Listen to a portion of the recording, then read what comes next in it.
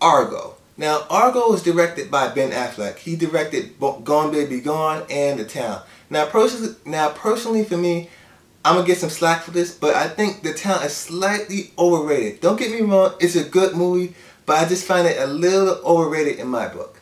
Now, Argo is about how the U.S. embassy gets taken over by Iranians, and 6 hostages escape. Now, in order for them to get them out, the U.S. government employs a plan to make a fake movie to get them out.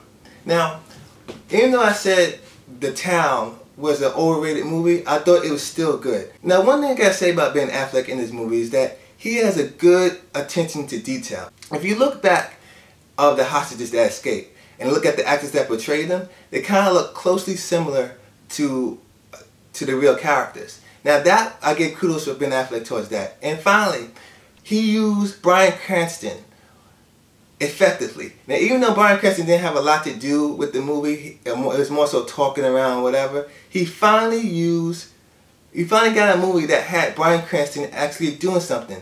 Whoever directed Total Recall should take notes from Ben Affleck when it came to using good actors well. The cast was good. John Goodman played his part. Another old actor, I forgot his name, but he played a good job in his part as well. Like I said before, Ben Affleck pays close attention to details. Now, he used a lot of news footage, and he's really accurate when it comes to those moments. Now, one thing I gotta say about Argo, I consider like the first half a drama and the second half a thriller.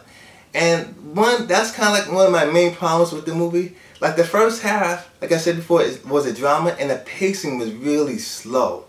Most of the good stuff in the movie were towards the second half, which made the movie what it was, a very good movie. It delved into the details of how making the project go when it comes to the fake movie. If the pace kept it up a little more in the first half, like it did in the second half, this would be a much better movie. But I enjoyed Argo for what it was. Like I said before, the first half was a drama, and the second half was a thriller. Affleck is, I can say, a very good director. I mean, for somebody who's coming from an actor's standpoint and to be able to direct the movie with so much detail, he did a good job for what he did. And Ben Affleck did a good job in telling a good story of real events. Had good detail when it came to story. The acting was good. His acting was good for him directing it. But overall, Argo, I'm debating if I had to rate the movie itself, the first half would get like a 3.5, and the second half would get like a 4. So I'm weighing between both sides. But for me, Argo, I give about 4 out of 5 stars. If you can live with the pacing issues for this 2-hour movie, then I think you enjoy it. But overall, this movie is not a great movie, but it's a very good movie. So if you like this review, please rate, comment, and subscribe. Subscribing does help. And until next time, Movie Nation.